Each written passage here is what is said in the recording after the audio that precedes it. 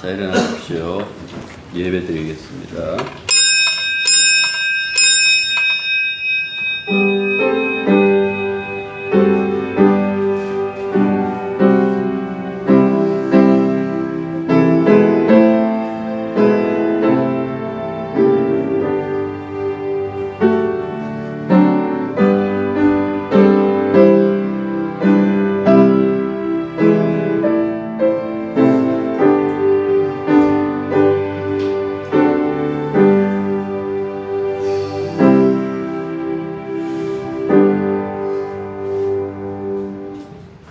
아버지 하나님, 아침 있을 만큼 작은 의로움이 있으면 그것 의지하고 살던 우리들이 이렇게 주님 앞에 나올 때마다 그 모든 의가 다 날아가 버리고 오직 주님의 은혜, 주님의 사랑으로 인하여 살아가고 있는 존재인 것을 다시금 확인하는 저희들이 되게 해 주시옵소서. 세상에 살지만은 세상에 속하지 않는 사람들, 땅이 아니라 하늘에 뿌리 내리고 있는 사람들, 우리가 하나님의 자녀인 것을 잊지 말고 하나님 앞에 영광 돌릴 때마다 온전히 주님 하신 그 일을 생각하며 모든 영광 다 돌릴 수 있는 그런 저희들이 되게 도와주시옵소서. 예배의 처음과 마지막 그 순간까지 주의 영이 함께 하시며 성령으로 드려지는 예배가 되게 친히 주장하여 주옵소서. 예수님 이름으로 기도드립니다. 아멘. 자, 하나님 말씀은 누가복음 13장 1절부터 9절까지. 그때 마침 두어 사람이 와서 빌라도가 어떤 갈릴리 사람들의 피를 그들의 제물에 섞은 일로 예수께 아뢰니, 내가 너에게 계시되 너희는 이 갈릴리 사람들이 내가 죄를 받고 너희 모든 갈릴리 사람보다 죄가 더 있는 줄 아느냐. 너희에게 이르노니 아니라 너희도 만일 회개하지 아니하면 다 이와 같이 망하리라. 또 실로 앞에서 내가 먼저 치러 죽은 일을 사람이 예루살렘에 거한 모든 사람보다 죄가 더 있는 줄 아느냐. 너희에게 이르노니 아니라 너희도 만일 회개하지 아니하면 다 이와 같이 망하리라. 이에 비유로 말씀하시되 한 사람이 포도원에 무화과가 떨어지는 것이 있으니 와서 그를 거기서 얻지 못하니라. 포도원 치기에게 이르되 내가 3년을 와서 이 무화과 나무에서 열매를 보아되 얻지 못하니 찍어버리라. 어찌 땅만 버리게 하겠느냐. 대답하여 이르되 주님이여 은혜로 그대로 오소서. 내가 두룩하고 그름을 주리니. 다 같이요. 이후에 많은 열매가 열면 좋거니와 그렇지 않으면 찍어버리소서 하였다 하시니라. 아멘. 자, 우리가 읽었던 이 1절부터 9절은 회개의 기회라는 측면에서 그 앞달락과 연결됩니다. 내가 화평을 주러 온 줄로 생각하는 자라고 앞에서 그 말씀을 하셨거든요. 우리가 읽은 이 본문은 최근에 일어난 비극적 두 사건을 인용해서 회개를 촉구합니다. 그 촉구하는 1절과 5절 그리고 6절부터 9절은 끝내 회개의 열매를 맺지 못하면 잘려나갈 수밖에 없다라는 것을 비유로 설명하는 그 장면이 담겨져 있습니다. 먼저 1절부터 5절을 보시면 어떤 사람이 예수께 와서 최근에 일어난 비극적 사건에 대해서 예수께 알려드리고 해석을 요청합니다. 자, 이 비극적 사건은요, 누가복음 외에 다른 어느 복음서에나 신약 성경에 담겨져 있지 않는 사건입니다. 그리고 유대 문헌에도 나오지 않는, 누가만 이 부분을 가지고 지금 우리들에게 설명해 주고 있는 겁니다. 아무튼 사건의 경위는 이렇습니다. 총독 빌라도가 갈릴리 사람들을 학살하여 그 피를 그들이 바치는 제물에 섞는 일이 일어났다라고 그렇게 얘기를 했어요. 로마 총독, 로마에서 파견된 총독이잖아요. 이 파견된 총독은 예루살렘에 늘 거주하지 않았어요. 사마리아에 있는 가이사라에 거기에 총독 관저를 지어놓고 생활하다가 유대 명절이 되면 치안을 위하여 예루살렘으로 오는데 그때 안토니아 요새라고 예수님이 이 요한복음 보면 거기 들에서 이 재판 받는데요. 안토니아 요새에 머무는 것이 일반적인 이 총독의 동선입니다.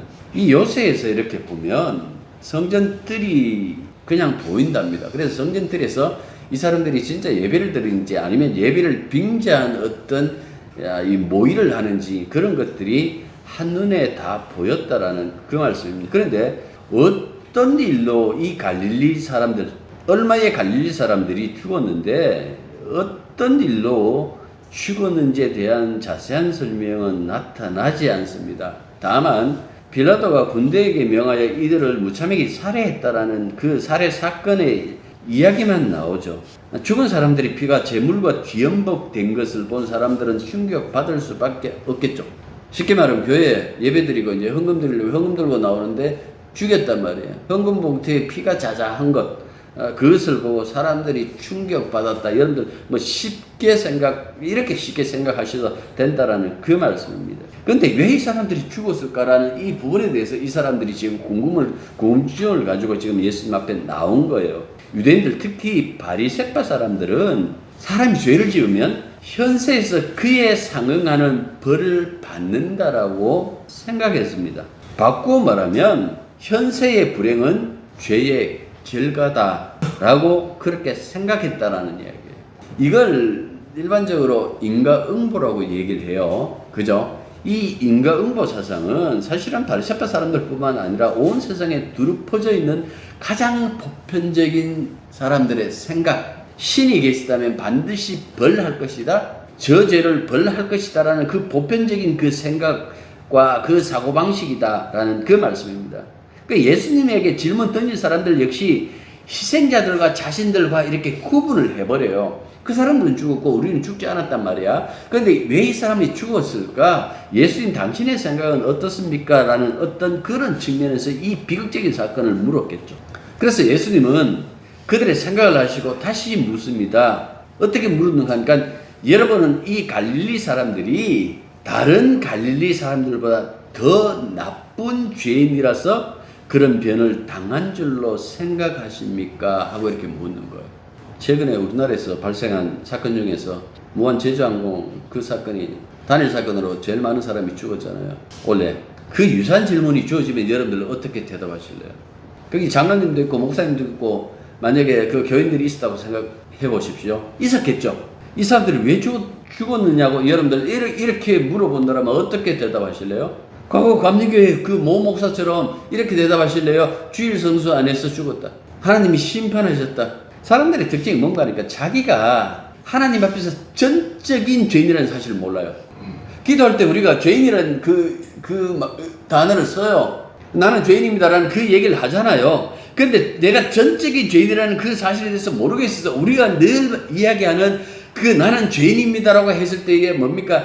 내가 생각해서 바른 행동이 아니라고 생각하는 내 행위에서 그 근거를 찾아내요. 내 존재자적 죄인이라는 사실에 대해서는 생각하지 않고 숨 쉬는 것도 죄라는 그 사실에 대해서 생각 안 해요. 반대로는 생각하죠. 우리가 숨 쉬는 것이 하나님의 은혜입니다. 예, 맞아요. 그게 하나님의 은혜가 맞더라면 하나님의 은혜를 접하기 이전에 내 모습은 숨 쉬는 것조차 죄인이라는 그 사실에 대해서 인정해야 되는데 인정을 안 해요.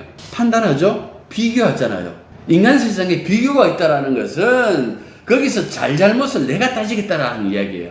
그 속에는 당신보다는 내가 낫다라는 어떤 그런 마음이 있겠죠. 그래서 보편적으로 생각하는 게 뭔가 하니까 누가 예수 믿는 사람이 죽으면 뭐라고 생각하는 거 하니까 이 사람하고 하나님과의 관계에 문제가 발생했다. 그래서 하나님께서 그를 데리고 가셨다. 우리가 쉽게 이렇게 생각한다라는 그 말씀입니다. 그런데 예수님은 그 시선을 바꿔버리는 거예요. 죽은 사람들의 죄가 산 사람들의 죄보다 더 많다라고 생각하느냐라고 이렇게 물으십니다. 그러니까 너희도 회개하지 않으면 그렇다고 그 사람들이 회개 안 했기 때문에 그 사람들이 죽었다 그렇게 생각하시면 안 되는 거예요. 회개하지 않는 모든 인간에 대해서 남아있는 것은 죽음이고 재앙밖에 없다라는 그 말씀하시는 거예요. 우리가 죄를 보는 관점과 예수님이 죄를 보는 관점이 달라요. 우리는 책망 받으면 항상 하는 얘기 뭡니까? 내가 뭐 그리 잘못했는데요. 나는 한다고 그렇게 열심히 했는데 내 능력이 이것밖에 안 되는데 더 이상 요구하시면 어떻게 하느냐고 그렇게 늘 투덜댑니다.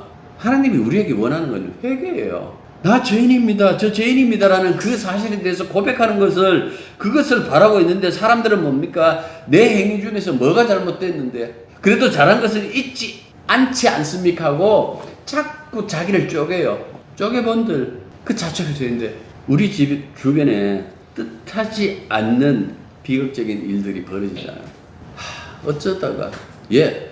어쩌다가 하는 것은 우리가 사람으로 살아가면서 그냥 하는 것보다도 그냥 인간이니까 저절로 나오는 어떤 그 단식이기도 해요. 어쩌다가. 그런데 죄라는 측면에서 놓고 보면 정말 객관적으로 보면 그런 비극적 사건이 일어나도 무방한 세상이에요. 그런데도 우리는 뭐라고 생각합니까? 그런 일이 일어나지 않아야 된다고 생각하잖아요. 찰리 채플린이 이거 워낙 유명한 말이잖아요. 인생은 멀리서 보면 희극이고 가까이서 보면 비극이다. 근데 어느 인간도 가까이서 자기를 안 내다봐요. 자기가 죄인이라는 그 사실에서 안 봐요. 우리 인간에게 가까이는 내 앞에 있는 사람이에요. 나와 비교해서 어떤 사람인가. 문제 있는 자기 인생의 현실을 돌아보지 않는 것이 인생이에요. 모든 인생들은 비극보다는 희극의 삶을 희망하잖아요. 그런데 아무리 내가 희극적인 삶을 주관한다고 할지라도 그런데 자기가 감당하지 못하는 때가 와요. 황송한 박사님 웃읍시다 하고 늘 웃으시잖아요. 그래서 많은 사람들에게 희망도 주기도 하고 했는데 어느 날 갑자기 돌아가셨어요. 그분이 문제 있다는 얘기 안 해요. 그분도 감당하지 못하는 늘 웃읍시다 하고 활짝 웃었던 그분도 웃지 못한 때가 와버렸단 말이에요. 그거는 누구도 감당하지 못하는 이거는 내가 원하지 않는 현실이에요. 지금 우리가 살고 있는 이 현실과 다른 현실이에요. 이런 현실이 올 때는 여러분들 아무리 내가 계획하고 내가 아무리 좋은 이 똑똑한 머리로 가지고 계획하고 모든 걸 준비를 잘했다 할지라도 모든 것이 사라지는 그때가 와요. 그걸 종말이라 그러기도 하고 심판이라 그러기도 해요. 그때 하나님의 심판은 피할 수가 없어요. 누가복음 17장에 가면 이 얘기를 합니다. 예수님이 노아가 방주에 들어가던 날까지 사람들은 먹고 마시고 장가들고 시집가더니 홍수가 나서 그들을 다 멸망시켰으며 또 롯의 때와 같으니라. 사람들이 먹고 마시고 사고 팔고 심고 집을 짓더니 롯이 소돔에서 나가는 날에 한쪽은 방주 속에 들어가는 날, 한쪽은 이 성에서 나가는 날, 하늘로부터 불과 유황이 비오듯 하여 그들을 멸망시켰느니라. 인자가 나타나는 날에도 이러하니라 라고 이렇게 말씀하고 있어요. 자, 여기서 말하는 참 심판 때에는 불행한 기운이 내게 못 오도록 아무리 큰 굿을 해도 소용이 없다라는 그 사실을 말씀해 주고 있잖아요. 이 사건이 있다라는 얘기를 하잖아요. 우리가 막을래야 막을 수 없는 그 사건, 하나님의 심판이 온다라는 그 얘기를 하고 있잖아요. 여러분들 그 속에서 할 수 있는 것은 뭐가 있을까요? 회개하는 것밖에 없어요. 예수님 지금 그 얘기하는 거예요. 회개하라고 지금 그 두 번이나 이 얘기를 하면서 지금 그 회개하라고 이렇게 말씀하는 거예요. 회개가 뭘까요? 여러분들 노아가 방주 속에 들어가는 것이 회개고 이 롯의 가족들이 천사의 손을 잡고 성 밖으로 나오는 것이 회개예요. 이 사람들이 심판을 받지 않아도 될 만큼 의인이어서 그런가? 아니에요. 물론 창세기 보면 그 6장에 보면 롯은 당대의 의인이다. 그 이전에 앞에 보면 하나님의 은혜를 입었다라는 그 말이 앞에가 있어요. 노아가 방주에 들어가는 것도 롯이 천사의 손을 잡고 성 밖에 나오는 것도 의인이어서가 아니에요. 죄인임에도 불구하고 구원하시는 하나님의 은혜 때문에 그렇다라는 그 말씀이죠. 그래서 노아에게는 방주에 들어가는 것이 그의 회개가 되고 롯에게는 성 밖으로 나오는 것이 바로 그의 회개가 된다라는 그 말씀입니다. 어떻게 이 사람들이 회개의 은혜를 입었을까? 여러분들 모르죠. 노아의 홍수 이후에는 정결한 것에 제사를 통해서 드러나고 롯은요 그 앞에 중보자가 있었잖아. 유일하신 중보자 예수님 오시기 전에 세상의 중보자는 아브라함이었거든. 아브라함의 중보가 있었잖아요. 그래서 그 회개의 결과에 참여했다라는 그 말씀입니다. 출애굽기를 인용 안 할 수가 없는데요. 출애굽기 이렇게 여러분들 읽어보시면 이집트의 열장이 임할 때의 네 번째 재앙부터죠. 이 파리 때가 이렇게 출현하는 그때부터 이 고센 땅하고 파라오가 사는 그 지역하고 이렇게 구별을 해버려요. 그럼 고센은 이스라엘 땅인가? 아니에요. 다 저 이집트 땅이에요. 그 지역 중에 하나, 그냥 소위 말해서 이 이스라엘 사람들이 모여 사는 곳이 고센 땅이었어요. 그런데 그걸 구별합니다. 왜 이집트 땅 속에서 구별하실까? 구별의 기준은 뭘까? 하나님이 히브리 사람들이 불쌍해서 혹은 그들이 좋아서 그래서 구별했을까? 물론 그들의 조상인 아브라함과 이삭과 야곱과 맺은 언약이 있으니까 그렇게 볼 수도 있습니다. 그런데 후에 밝히지 않아요. 무엇으로? 어린 양의 피로. 근데 그 피가, 여러분들 어린 양의 피가 하나님 말씀하고 상관 있다라는 것이 십계명을 받으면서 신해산 언약을 맺으면서 드러나요. 말씀 없는 어린 양의 피가 아니고 말씀이 주어짐으로 말미암아 이 말씀과 상관이 있는, 관계에 있는 어린 양의 피라는 그 사실이 율법을 주어지면서 더욱더 확실하게 드러났다라는 그 말씀입니다. 그래서 사람은 다 행복하게 살고 싶어 해요. 어떻게 행복하게 살 수 있을까? 기준을 딱 세워줬죠. 하나님 말씀에 순종해라. 그러면 행복할 것이다. 그 땅에서 너희들 삶이 영원할 것이다. 그게 신명이잖아요. 불행은 말씀 받기 불행이다. 그 땅에서 살아도 말씀 바뀌면 그 땅이 불행이 될 것이다. 이게 그 땅에 대한 징벌이잖아요. 우리 지금 예레미야서 보고 있는데 왜 이스라엘이 이렇게 망하는지, 사람의 구별, 복과 저주의 구별은 하나님 말씀의 기준이에요. 말씀 안에 들어오면 복이고 말씀 밖 같은 재앙이고 죽음이에요. 이건 시편 1편부터 그 얘기를 하잖아요. 마지막 재앙이 10번째 재앙이 죽음이잖아요. 왜 그럴까? 분명히 넷째 재앙부터 구별했다고 했잖아요. 그런데 10번째 재앙은 구별을 안 했어요. 그 고센 땅에도 죽음의 천사가 임했어요. 이스라엘 백성들이 죽음을 경험해요. 물론 어린 양의 피를 그 문 기둥과 이 설주에 발라가지고 넘어갑니다. 그래서 6월절 하잖아요. 넘어간다고 그 하는데 그 죽음만 경험합니까? 아니에요. 홍해가 뭡니까? 죽음의 바다잖아요. 바다에서 죽음을 경험해요. 광야로 가요. 광야에는 아무것도 없는 것이라 이렇게 성경에서 표현해요.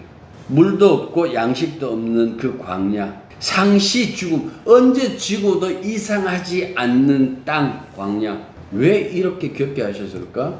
인간이라는 것은 죽음에 둘러싸여 있다라는 것을 상기시키기 위한 장치였어요. 근데도 이것 알기보다도 어떻게 합니까?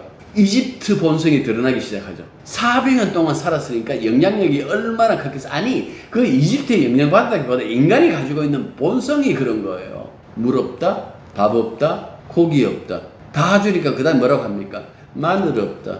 정력이 좋은 마늘이 없다. 사람은 끊임없이 무엇을 요구하는데 그 요구 속에 담겨지는 것이 뭔가니까 원망이에요. 그래서 물 주세요. 만나 주세요. 매출하기 줘요.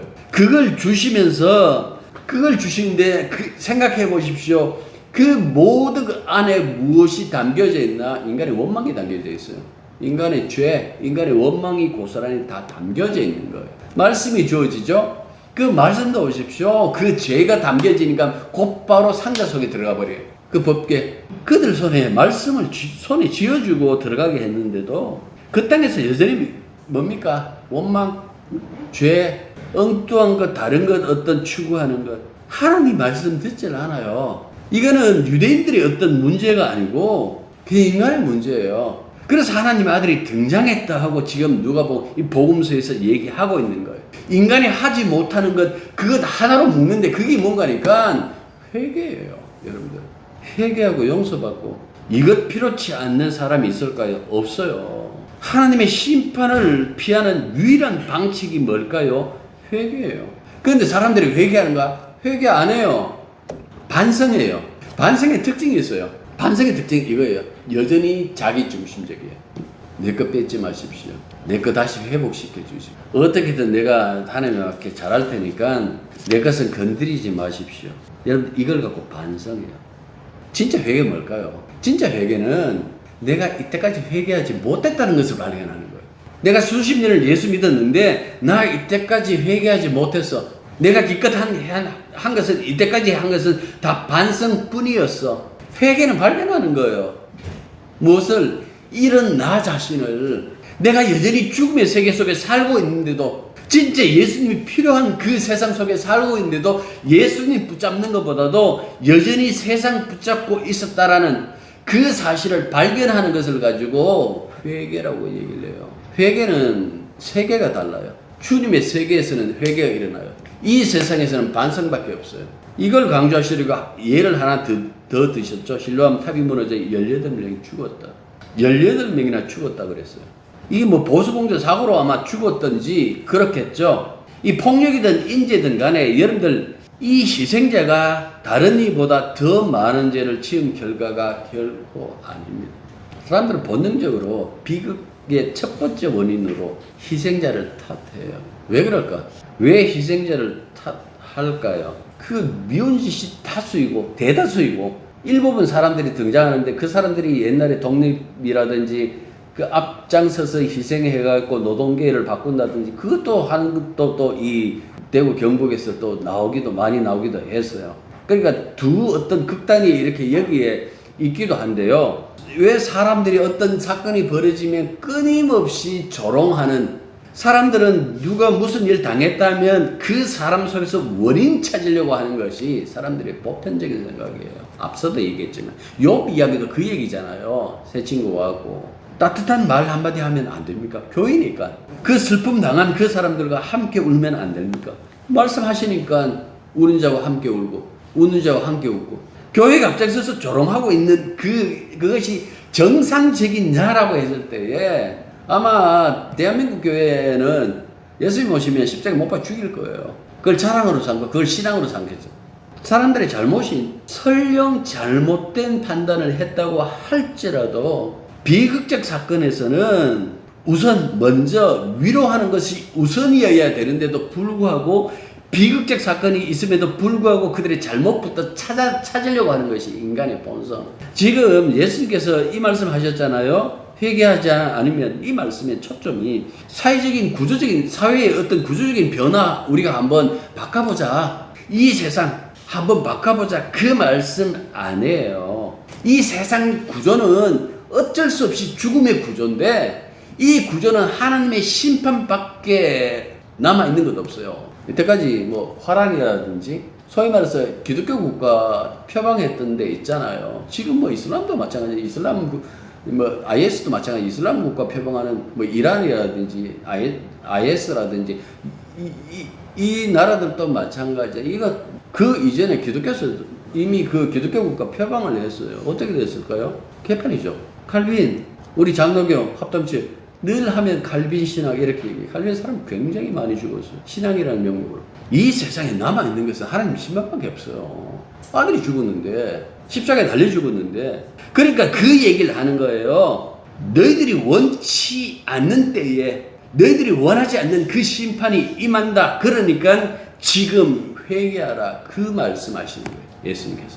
모든 것이 다 무로 돌아가는 그 심판. 우리의 몸도 목숨도 꿈도 희망도 다 사라지는 것을 가지고 심판이라고 그래요.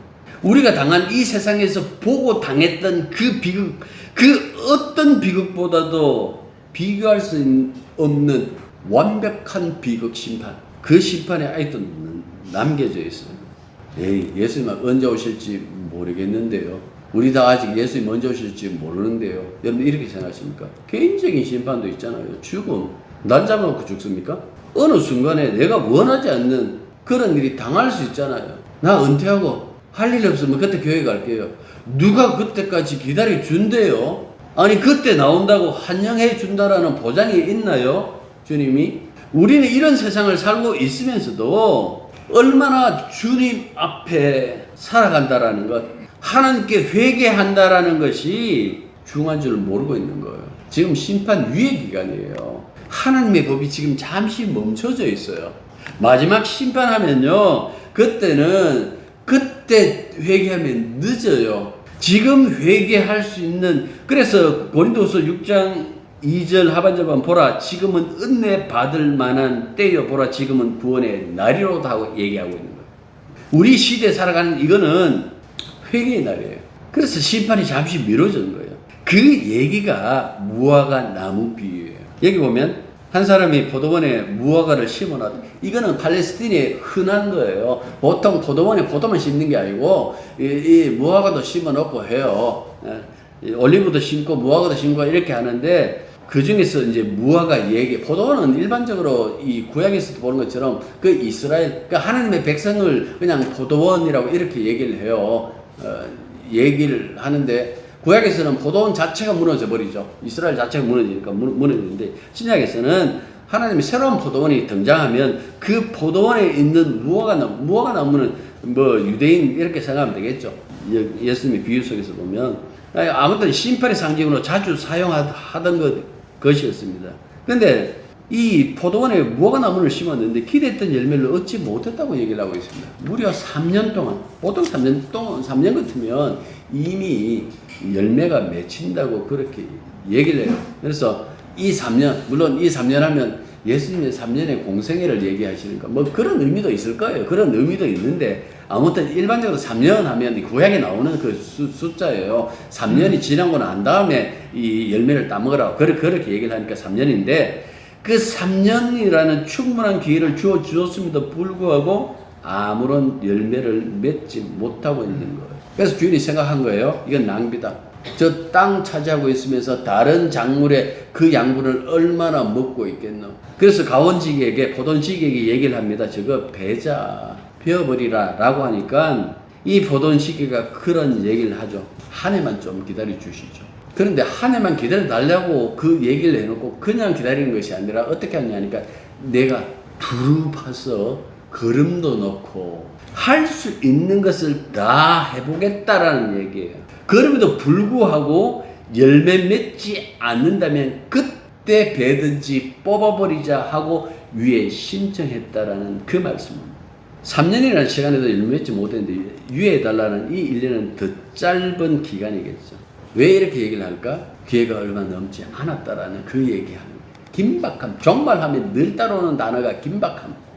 그 긴박함이잖아요. 그러니까 기회가 영원히 있는 것 아니야. 기회를 언제든지 줄 수 있는 것도 아니야. 그러니까 언제든 기회가 되면 그때 회개하고 주님을 영접하는 것이 옳다라고 얘기하는 거예요, 지금. 그러니까 어떻게 보면 이 1년은요, 이 나무의 정당함이 아니에요. 아시겠어요? 왜 하나님 심판 안 하시는데요? 우리가 너무나 신앙생활 잘해서 심판 안 하실까요? 그게 아니고요. 하나님의 자비예요. 하나님의 관용이에요. 하나님의 인내예요. 하나님의 사랑이에요. 참고 기다리신다라는 그 말씀입니다. 지금 내가 아무런 고통 없이 무탈하게 산다 해갖고 내가 하나님 앞에 잘하고 있다라는 착각하지 마십시오. 심판이 즉각적으로 이루어지지 않는 것은 하나님의 자비로움의 표시이지 우리가 신앙생활 잘한다, 우리가 잘하고 있다라는 그것이 아니다라는 그 말씀입니다. 그래서 회개하라고 얘기하는 거예요. 좀 더 식사도 안 하시고 혼자 앉으셔갖고 밥 먹을 자격도 없습니다. 형기가 뭐 과자 부스러기를 들고 왔던데 그거 입에 넣을 자격도 없습니다 하고 안 먹으실래요? 그걸 갖고 반성이라고 얘기해요. 백날의 분들 여러분들 거기 열매 안 맺혀요. 그러면요 주만 의지하는 거예요. 주님이 우리 회개예요. 그분이 우리들 대신 회개했기 때문에 노아가 방주에 들어가는 것이 회개했던 것처럼 우리는 이 세상 밖에 소돔성 밖에서 나와가지고 주님이라는 그 주님 안에 주님의 세계에 들어가는 것을 가지고 회개라고 이렇게 얘기할 수 있어요. 그 얘기를 지금 그때의 사람들과 오늘날 교회들에게 하는 거예요. 야, 제발 좀 회개해라. 엉뚱하게 소돔에서 잘 해보겠다고. 옛날에 청량리 588에 그 창지촌이 있거든요. 그 유명해요. 제 대구의 자갈마당처럼 비교할 수 없을 만큼 있는데 거기에 이 장로의 신학교 전도사들이 그들 회개시킨다고 들어가고 다 기둥서방했어요. 못 바꿔요. 그냥 주님께 맡기고 주님만 의지하십시오. 그게 어떤 방법인가? 여러분들 한번 고민해 보십시오. 때로는 어떤 것을 내가 포기하는 것이 그것이 될 수도 있고 어떤 것은 내가 해야 되겠다고 내가 하는 것이 그 회개의 세계에 들어가고 그 세계에 있다라는 것을 확인하는 방법이 되기도 해요. 그 어떤 것이든 여러분들 예수님의 그 십자가 안에서 우리가 주님의 용서받았다라는 그 사실 하나만 잊지 마시길 바랍니다. 기도하겠습니다. 말씀과 믿음 안에서 우리 나름 의를 찾아놓고 그것을 중심으로 뺑뺑이 돌면서 나는 의롭다 하고 있는 그런 인생들은 아닐런지요. 용서 없으면 그 어떤 것으로부터 벗어날 수 없는 죄인인 것을 늘 우리가 알게 해 주십시오. 주님 회개하라고 하셨을 때에 이 회개가 반성이 아니라 주님의 십자가의 그 속으로 십자가의 세계 속으로 들어가는 것이 회개인 것을 깨닫고 때로는 세상을 거부하는 것으로 때로는 세상에서 내가 해야 하는 그 일로 회개의 열매를 나타낼 수 있는 성령의 은혜로 말미암아 그것도 나타낼 수 있는 그런 저희들의 삶이 되게 도와주시옵소서. 예수님 이름으로 기도드립니다. 이제는 우리 주 예수 그리스도의 은혜와 하나님의 크신 사랑과 성령의 교통하심이 진실로 유의 기간임을 알고 주님의 회개에 참여하여 다른 세계에 내가 뿌리 박고 있음을 깨닫고 언제나 주만 의지하고 살기로 다짐하는 당신의 자녀들 위해 이제부터 항상 함께 있기를 축원합니다.